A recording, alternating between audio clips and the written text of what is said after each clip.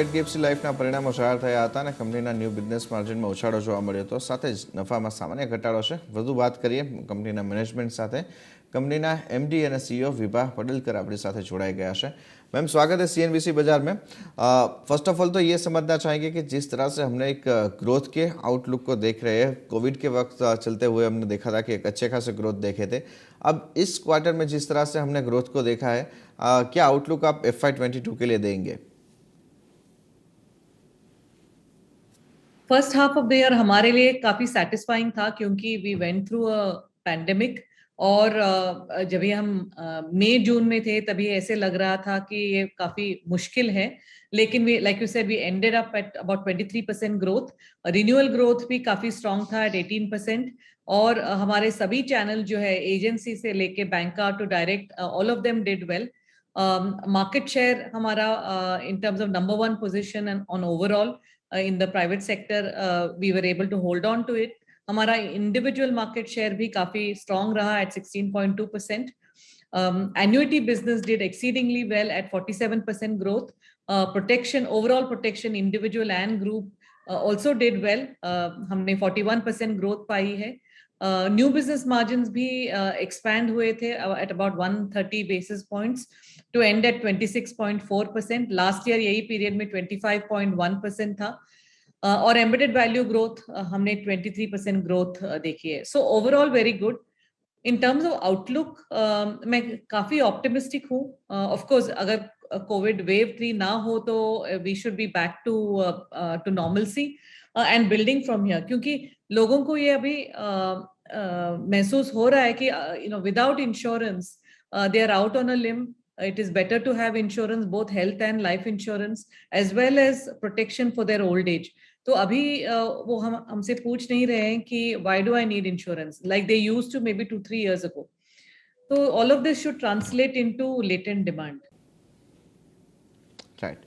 Ma'am इसके साथ हम अगर देखें तो मार्जिन इस बार आपके कुछ एक्सपांड नहीं होते हुए दिखे. ऑलमोस्ट हमने देखा कि ये फ्लैट लेवल पे आते हुए दिखे. तो ये अब कैसे हम आगे जाके मार्जिन के फ्रंट के ऊपर रिकवरी देख पाएंगे? एब्सोल्युटली, क्योंकि इंश्योरेंस में सीजनैलिटी होती है. तो if you compare full year versus half year, वो ऑलवेज लगभग सिमिलर दिखेगा. But given that about 35% of our business, or at least 30% of the business comes in the last quarter, and progressively आप देखेंगे तो quarter 3 will be better than quarter 2 and quarter 4 will be better than quarter 3. इसलिए वो and fixed cost तो उधर ही रहेंगे लगभग. तो this margin expansion होते रहेगा. That's why if you look at our quarter 1 margin, wherein we ended at 26.2%, that has expanded. Standalone quarter 2 margin is 26.5%. Okay sir, अगर हम यहाँ पे देखें तो जो सिनारियो अभी हमारे सामने है, वो सिनारियो में आप मार्केट शेयर को किस तरह से ग्रो करते हुए देख पाएंगे? क्योंकि ओवरऑल अगर हम देखें तो जो सिचुएशन अभी हमारे सामने है, इंश्योरेंस के लेके थोड़ी बहुत अवेयरनेस के बारे में भी आपने बात कहा, तो वो भी एक पॉजिटिव है. तो मार्केट शेयर जो है वो यहाँ से आप किस तरह से एक्सपांड होता हुआ देख रहे हैं? हम रीजनेबली कॉन्फिडेंट हैं, क्योंकि अगर आप 2 ईयर बेसिस पे देखेंगे तो we had market share growth of about 12% versus private sector growth of about 8%. और this kind of a growing faster than the market हमने टाइम एंड अगेन डेमोन्स्ट्रेट किया है. इसलिए this kind of market share expansion should happen. अभी थोड़ा बहुत base effect है, wherein some companies have not grown very well last year, इसलिए ऐसे ऑप्टिकली दिख रहा है कि the growth is higher. लेकिन आप अगर 2 year and 3 year basis पे consistently देखेंगे, our market share has been expanding. So again, given a combination of product innovation, technology, as well as the brand promise, and the reach, distribution reach जो है हमारे पास, we should continue to be insurer of choice. Okay ma'am, साथ ही Exide के जो insurance arm को आपने खरीदा है, किस तरह से हम आगे जाके इसका इम्पैक्ट बैलेंस शीट के ऊपर देख रहे हैं, और खास करके मार्केट शेयर में किस तरह से हम ग्रोथ इसके चलते हुए देख पाएंगे? बिल्कुल, that transaction is very much on track. हमने हमारे शेयर होल्डर से ईजीएम के द्वारा हमने अप्रूवल लिया है to go ahead, and that we have received. उसके बाद हमने दोनों regulators, both IRDAI as well as CCI के उधर एप्लीकेशन फाइल किया है, necessary paper work. Hopefully we will get approval given that this is a reasonably straightforward transaction.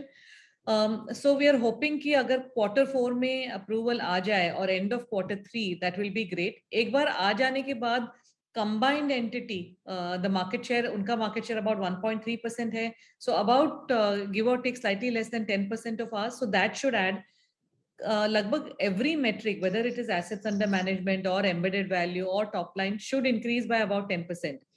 That is just mathematical. उसके बाद synergies भी आएंगे, growth के synergies आएंगे, as well as cost synergies आएंगे to help us in margin expansion.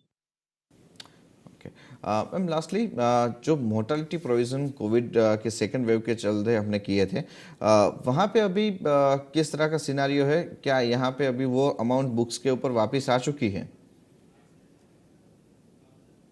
हाँ, बिल्कुल दिखेगा, क्योंकि हमने 700 crores का एक्सेस मोर्टेलिटी प्रोविजन हमने सेटअप किया था Q1 में।